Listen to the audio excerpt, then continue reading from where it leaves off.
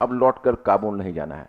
हालांकि जहां तक जो ईएम एटन मानते हैं कि कल्चरली बाबर अपने आप को समरकंद से ज़्यादा कंफर्टेबल फील करता था, मध्य एशिया से उसको ज़्यादा, वो काबुल से और समरकंद से उसको ज़्यादा प्यार था, क्योंकि वो उसकी आबो हवा भी उसको ज़्यादा रास आती थी। वो अपने आप को तैमूरी परंपरा को मानता था और अपने तैमूरी परंपरा में वो ज़्यादा गर्व महसूस करता था। वो आया भी था, वो एक तरह से समझो तो एक मतलब तैमूरी चंगेज के पास्टोरल संस्कृति, क्योंकि तैमूर ने तो बाद में चलकर तुरान के साथ ईरान पर भी कब्जा किया था, तो ईरानी वाला भाग जो है पश्चिम एशिया का, तो वो क्षेत्र में आप जानते हो कि फारसी संस्कृति भी थी। तो तैमूरी और जो मंगोल संस्कृति मध्य एशिया की थी वो अब पर्शियन संस्कृति के साथ मिक्सअप हो रही थी। लेकिन जो तैमूरी और मंगोल संस्कृति तो बेसिकली पास्टोरल संस्कृति थी। पास्टोरल का मतलब होता है पशुचारण इंपॉर्टेंट था, घोड़े, अन्य प्रकार के मवेशियों का पालना। वहाँ पर एग्रीकल्चर प्रोमिनेंट नहीं था, और इंडिया में एग्रीकल्चर प्रोमिनेंट था। जब वो आया था तो इंडिया में एग्रीकल्चर प्रोमिनेंट था। तो ये एक तरह से समझिए तो एक पास्टोरल कल्चर और एग्रेरियन इकोनॉमी और पास्टोरल इकोनॉमी दोनों का मर्जर हो रहा था इंडिया में बाबर के आगमन के साथ। बाबर कल्चरली अपने आप को मध्य एशिया और काबुल से ज़्यादा फिट महसूस करता था, लेकिन फिर भी बाबर ने तरजीह दी हिंदुस्तान को, क्योंकि हिंदुस्तान की समृद्धि उसको हिंदुस्तान में रहने के लिए आकर्षित कर रही थी। दिल उसका वहाँ था, लेकिन शरीर से उसने यहीं रहने का निर्णय लिया। और उसने अपने अमीरों को भी समझाया कि आप इंडिया में ही सेटल हो जाओ, बल्कि यहाँ से कुछ अमीरों को लिख कर भी उसने भेजा, वहाँ से विशेष रूप से उनको इन्वाइट किया कि better to come to India, आप इंडिया में आ जाइए, वो आपके लिए बेहतर है हिंदुस्तान में। लेकिन कुछ अमीर ऐसे थे जो बड़ा नॉस्टैल्जिक फील करते थे, वो हिंदुस्तान में रहने के मंशा से नहीं आए थे, तो वैसे अमीरों को उसने तनख्वाह देकर उन्हें छुट्टी दे दी कि आप चले जाइए फिर, क्योंकि हम वापस नहीं जाएंगे। अब महानासांगा से उसका एक युद्ध अनिवार्य हो गया। अब बाबर अपने तुजुके बाबरी में लिखता है, जो बड़ा डिवियस स्टेटमेंट है। वो लिखता है कि जिस समय मैं हिंदुस्तान पर चढ़ाई करने वाला था तो दौलत खान लोदी के साथ साथ महाना सांगा का दूत भी हमसे मिला था और हिंदुस्तान आने के लिए आमंत्रण दिया था। लेकिन जब हिंदुस्तान में हम लोदियों के विरुद्ध जीवन मरण के युद्ध में लगे हुए थे, तो फिर बाबर ने फिर महाना सांगा ने अपना पैर तक हमारी सहायता करने के लिए नहीं हिलाया। तो जब इस तरह का स्टेटमेंट दिया है, तो इस स्टेटमेंट से बाबर यह चार्ज करता है महाना सांगा को ब्रीच ऑफ कॉन्ट्रैक्ट का, कि has earlier promised me the help but he could not extend help when I needed it. So it is on this basis he try to legitimize his position in the battle of Khanwa. अब ये disputed इसलिए है कि ऐसा हुआ या नहीं हुआ। कुछ स्टूडेंट्स मानते हैं कि महाना सांगा का दूत मिला उनसे, कुछ मानते हैं कि बाबर ने अपने पोजीशन को लेजिटिमाइज करने के लिए इस तरह का दावा किया है, वास्तविकता इससे अलग है। खैर, अब महाना सांगा को भी अन्य राजपूत राज्यों का भी समर्थन मिला, और तब महाना सांगा खनवा के युद्ध में जब बाबर से मुकाबला किया, तो युद्ध वास्तव में पानीपत के प्रथम युद्ध से कहीं ज्यादा चैलेंजिंग बाबर के लिए सिद्ध हुआ। एक समय तो ऐसा लगा कि बाबर उस युद्ध को लॉस्ट कर जाएगा, लेकिन बाबर ने बड़े बहादुरी से उसमें सामना किया। उसकी युद्ध की प्रणाली भी ज़्यादा तकनीकी भी बेहतर थी, तोपखाने भी था। फिर भी बाबर को यह कहना पड़ा, वो अपने आर्मी को ऑर्गेनाइज करने के लिए, उसे मोटिवेट करने के लिए उस युद्ध में उसको जिहाद तक का नारा देना पड़ा। अपने आर्मी को मोटिवेट करते उसने घोषणा की कि जो आएगा वो तो जाना ही है उसे, लेकिन अगर तुम लड़ते हुए मर भी जाते हो तो तुमको जन्नत नसीब होगी, और अगर युद्ध मैदान से भाग जाओगे तो जहन्नुम मिलेगा। और उसने खुद वादा किया, उसी समय शपथ ली कि अगर मैं इस युद्ध में जीत गया तो मैं मदिरा पान नहीं करूंगा जीवन में। और यह एक प्रण को उसने जीवन पर्यंत निभाया। कहा जाता है कि उसने पहले वो शराब का बहुत शौकीन था, और उसने एक बार तो यह निर्णय लिया था कि मैं एक ऐसा बाबुरी बनाऊंगा। बाबुरी राजस्थान वगैरह में कहीं देखा होगा, जो छोटे से तालाब की तरह होता है, उसमें स्टेयर्स, कुएं की तरह इसमें स्टेयर्स बना हुआ होता है, और जिसमें लोग पानी वानी पीने के लिए, विशेषकर राजस्थान वगैरह में ये बाबुरी का, या हरियाणा वगैरह के कुछ पार्ट में आप देखोगे, आपने शायद देखा होगा या नहीं, या मूवी में देखा होगा, या देखा है क्या। तो उसने निर्णय लिया था कि एक ऐसा बाबुरी बनाऊंगा जो केवल मदिरा से भरा हुआ हो। लेकिन खनवा के युद्ध में जब उसने मदिरा छोड़ दी तो उसने एक बाबुरी बनवाया, लेकिन उसको नींबू के रस से बनवाया। खंडवा के युद्ध में उसकी जीत हो गई। खंडवा के युद्ध में जीत के बाद तो दिल्ली आगरा पर उसका नियंत्रण पूरी तरह स्थापित हो गया। उसके बाद बाबर का निशाना बना मेदिनी राय, जो चंदेरी का था। वो वही मेदिनी राय है, याद करो, जो मालवा में महाराणा सांगा, जिसको महाराणा सांगा का सहयोग उसे मिलता था, और महाराणा सांगा का ही के हित का प्रतिनिधित्व मालवा में करता था। तो मेदिनी राय के अगेंस्ट में बाबर ने अभियान किया और 1528 में चंदेरी में मेदिनी राय को पराजित करके मार डाला और चंदेरी पर कब्जा कर लिया। 1528 में ही बाबर ने अलवर को जीता। क्या बहुत लेट कर दिए। 1528 में बाबर ने अलवर को जीता और अलवर पर कब्जा कर लिया। अब महमूद लोदी का दृश्य ये था कि महमूद लोदी पहले पानीपत का पहला बैटल हारा, उसके बाद वहां से अपने सैनिकों के साथ पलायन कर गया और तब जाके वो महाराणा सांगा से ही मिला था। तो खंडवा के युद्ध में भी महमूद लोदी उतरा था, लेकिन महाराणा सांगा भी दुर्भाग्य से हार गए और महाराणा सांगा घायल हो गए। और उसके बाद महाराणा सांगा फिर एक लंबी लड़ाई की तैयारी कर रहा था। महाराणा सांगा घुटने नहीं टेकता, लेकिन उसके खुद सरदारों ने ही महाराणा सांगा को डर से जहर दे दिया कि ऐसा भयानक युद्ध में हमें उलझा देगा बाबर के अगेंस्ट में, जिसमें हम सब नष्ट हो जाएंगे। तो महाराणा सांगा का जब डेथ हो गया तो ये प्रॉब्लम सॉल्व हो गया। तो मतलब कोई उधर से लड़ने वाला ही मेवाड़ का कोई तत्काल ऐसा खड़ा नहीं हुआ। बाद में राणा उदय सिंह भी हुए तो अकबर के सामने ही सामना करना पड़ा। फिर राजपूतों ने उतनी बड़ी चुनौती मुगलों को कभी नहीं दी।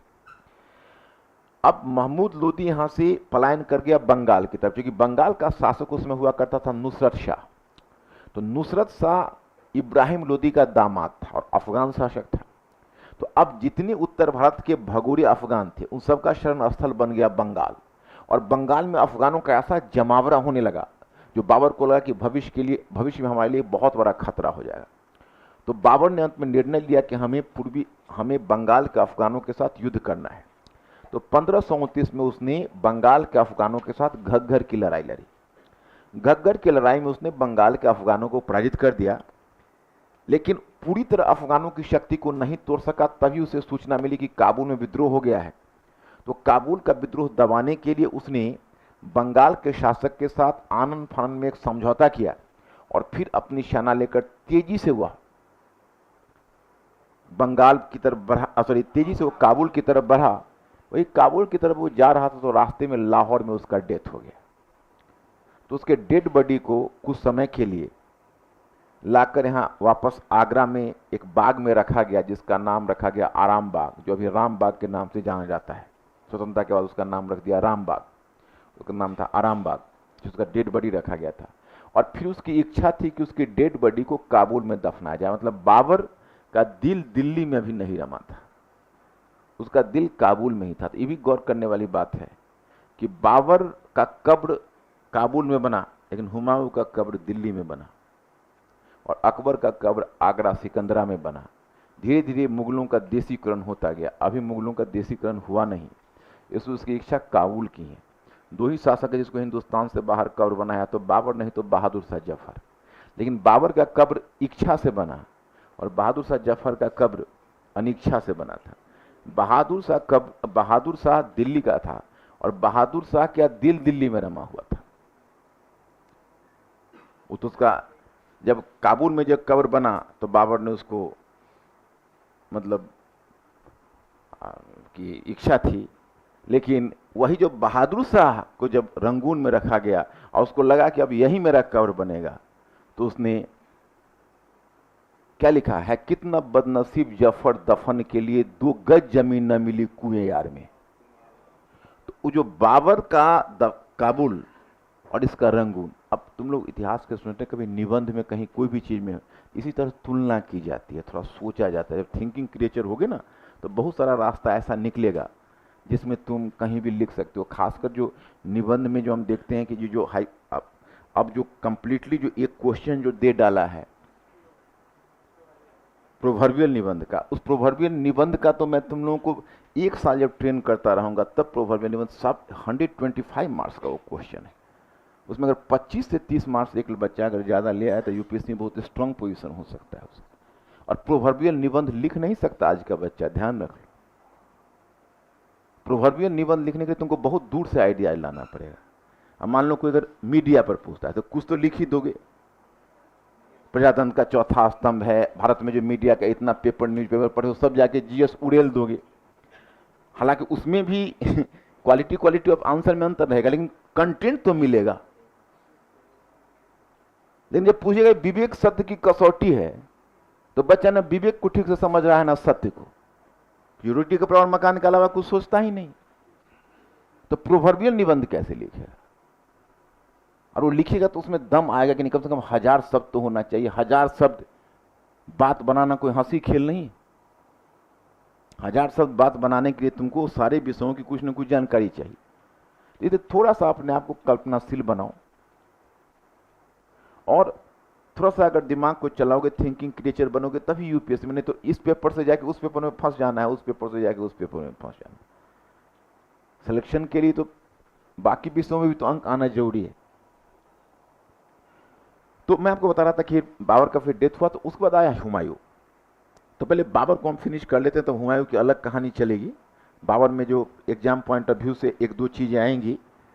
एक तो तुझू के बाबरी पर क्वेश्चन बनता है, उसके अलावा तो मुझे सीन नहीं लगता है तुझू के बाबरी के अलावा क्वेश्चन बनने का, लेकिन फिर भी जानिए बैकग्राउंड यहाँ है, कहाँ से क्या क्वेश्चन बन जाए। तो लिखिए, कहाँ आप?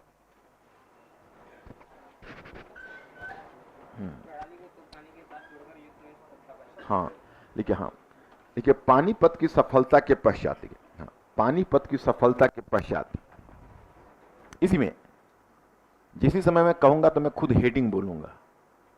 मैंने पैराग्राफ चेंज नहीं करवाना है, चाहे अगर पैराग्राफ चेंज कर दे तो कर दो, नहीं तो चलने दो। पानीपत की सफलता के बाद बाबर का नियंत्रण,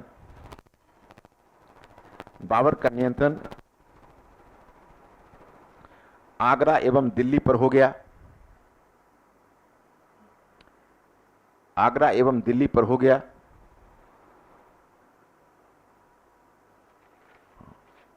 परंतु उसके समक्ष अफगानों से भी बड़ी चुनौती मौजूद थी। उसके समक्ष अफगानों से भी बड़ी चुनौती मौजूद थी। अफगानों से भी बड़ी चुनौती मौजूद थी। बड़ी चुनौती मौजूद थी, और वह चुनौती थी महाना सांगा के अधीन राजपूत शक्ति। महाना सांगा के अधीन राजपूत शक्ति।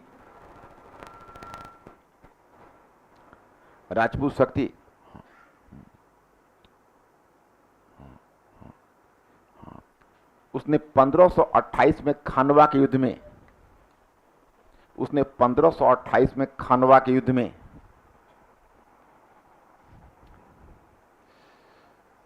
उसने 1528 में खानवा के युद्ध,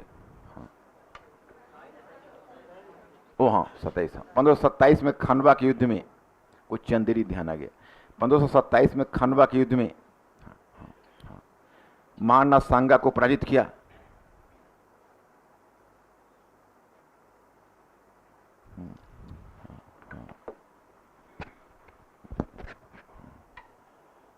खंडवा के युद्ध में महाना सांगा को पराजित किया।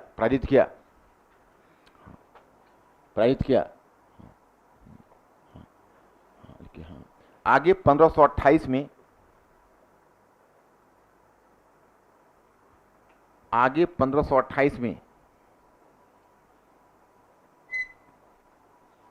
1528 में 28 में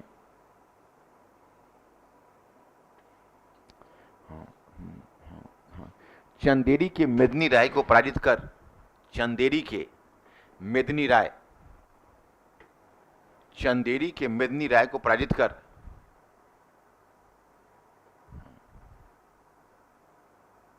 चंदेरी के मेदिनी राय को पराजित कर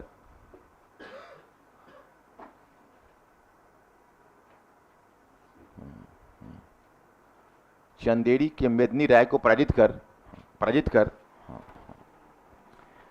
मेदिनी राय को पराजित कर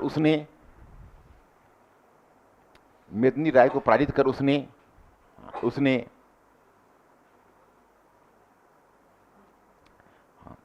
चंदेरी पर कब्जा कर लिया। उसने चंदेरी पर कब्जा कर लिया, चंदेरी पर कब्जा कर लिया। ठीक है, हाँ। उसके पश्चात 1529 के घग्घर के युद्ध में, उसके पश्चात 1529 में घग्घर के युद्ध में, घग्घर के युद्ध में, घग्घर के युद्ध में उसने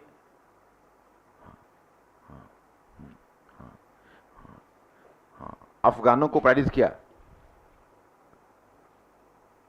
अफगानों को पराजित किया, अफगानों को पराजित किया, परंतु अफगानों की शक्ति को पूरी तरह वह नहीं तोड़ सका, परंतु अफगानों की शक्ति को वह पूरी तरह नहीं तोड़ सका, तोड़ सका।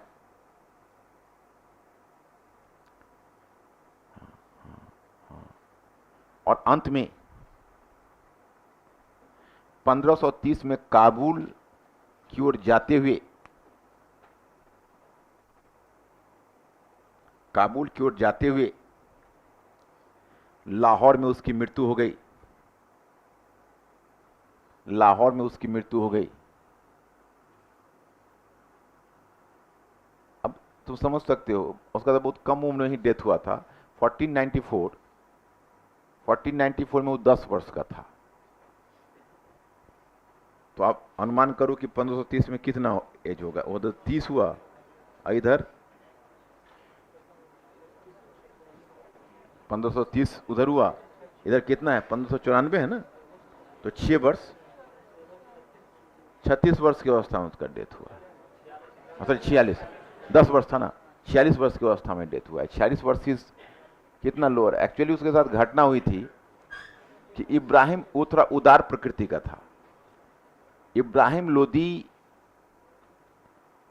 का जब पराजित किया, जो कब्जा किया दिल्ली आगरा पर, तो उसने इब्राहिम लोदी के पूरे पैलेसियल हरम को पूरी सुविधा से अपने घर की तरह रखा। तो इब्राहिम लोदी की माता थी, उसको उसने राजमहल में बहुत उच्च दर्जा देकर उसको सम्मानित किया, लेकिन वो बुढ़िया प्रतिशोध के आग में जल रही थी। एक दिन बाबर को उसने कहा कि इनवाइट भेजा कि बेटे तुम बड़े पराक्रमी हो, मैं बहुत अच्छा खाना बनाती हूँ, मैं चाहता हूँ कि अपने ढंग से तुमको दावत दूं। बाबर ने बहुत उदारता से दावत स्वीकार किया, खाने गया, बुढ़िया ने उसमें जहर मिला था। अब उस जहर में जब वो खाया तो विष फैल गया उसके शरीर में। हालांकि राज्य वैद्य ने बड़े उपचार करके उसको बचा तो लिया, लेकिन उसका इंटरनल ऑर्गन इंजर्ड हो गया उसके बाद। तो उसके बाद वो अपने फॉर्म में उसका फिर वो आ नहीं पाया उसका, और स्वास्थ्य पर उसका नियमित वो खराब रहने लगा, और अंत में उसका डेथ 46 ईयर में। ये भी बाबर की उदारता को दिखाता है। तो इस प्रकार से बहुत कम उम्र में इसका डेथ हुआ था। नीचे ब्रेक देकर लिखिएगा, पैराग्राफ चेंज कीजिए। अच्छा, हम लोगों ने कल कर लिया है कि बाबर का भारत की तरफ आकर्षण के कारण, हाँ, तो नीचे ब्रेक देकर लिखिए हेडिंग, हाँ, छोटा सा हेडिंग बनाइए, लिखिए हाँ कि हिंदुस्तान में बाबर की सफलता के कारण, हिंदुस्तान में बाबर की सफलता के कारण, हिंदुस्तान में बाबर की सफलता के कारण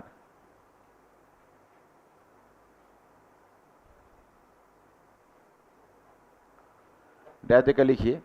पॉइंट फर्स्ट कि उत्तर भारत में राजनीतिक अनेकता विद्यमान थी, उत्तर भारत में राजनीतिक अनेकता, एकता नहीं अनेकता, राजनीतिक अनेकता विद्यमान थी,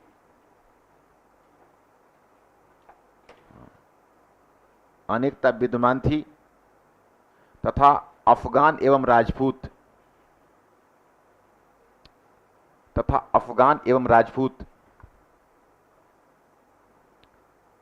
उत्तर भारत पर अपना वर्चस्व स्थापित करने के लिए संघर्ष कर रहे थे।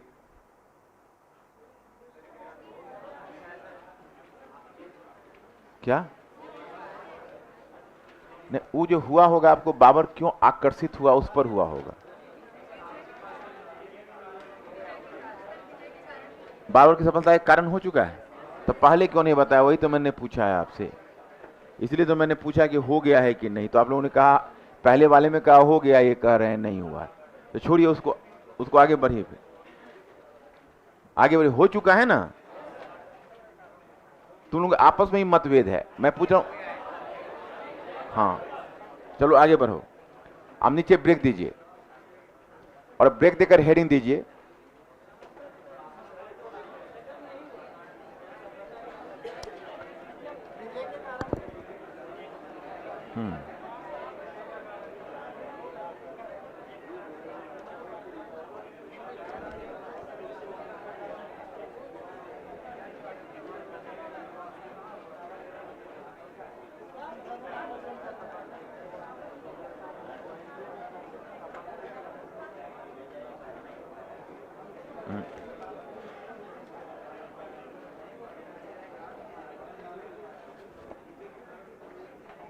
नहीं, ये नहीं हुआ, नहीं हुआ, आगे लिखो। वो था हिंदुस्तान विजय के कारण, क्यों विजय किया था उसका कारण लिखो। हाँ, इसमें है कि क्यों सफल हुआ था उसका कारण, क्या लिखो। हाँ हाँ। अफगान और राजपूत उत्तर भारत पर अपना वर्चस्व स्थापित करने के लिए संघर्ष कर रहे थे। उत्तर भारत पर अपना वर्चस्व स्थापित करने के लिए संघर्ष कर रहे थे। पॉइंट नंबर 2 लिखिए।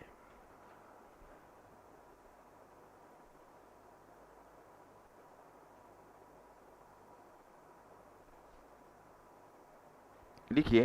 हाँ हाँ हाँ हाँ, लिखिए। हाँ हाँ, लिखिए। हाँ हाँ। अफगान संरचना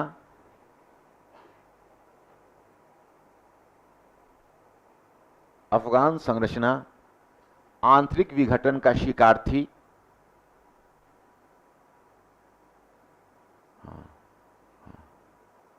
आंतरिक विघटन का शिकार थी।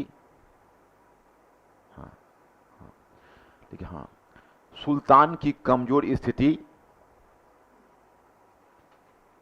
सुल्तान की कमजोर स्थिति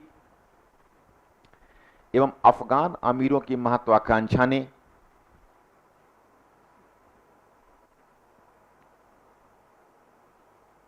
अफगान अमीरों की महत्वाकांक्षा ने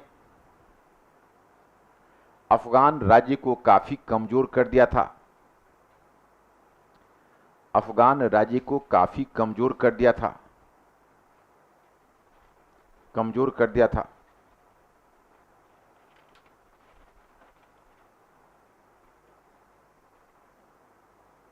पॉइंट नंबर 3, बाबर। हाँ, बाबर भारत में एक नवीन युद्ध प्रणाली का बाबर ने भारत में एक नई युद्ध प्रणाली का उपयोग किया। एक नई युद्ध प्रणाली का उपयोग किया। उसने सफलतापूर्वक तुलगमा युद्ध प्रणाली उसने सफलतापूर्वक तुलगमा युद्ध प्रणाली को तोपखाने के साथ जोड़कर उपयोग किया। तोपखाने के साथ जोड़कर उपयोग किया।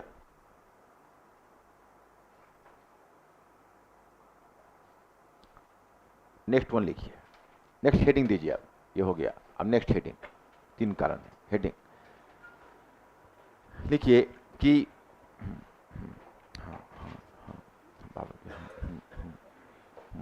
बाबर के हाँ हाँ बाबर के द्वारा हिंदुस्तान विजय का प्रभाव। बाबर के द्वारा हिंदुस्तान विजय का प्रभाव।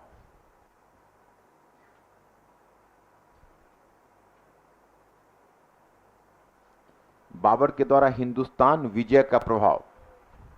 अब डैश दे दीजिए।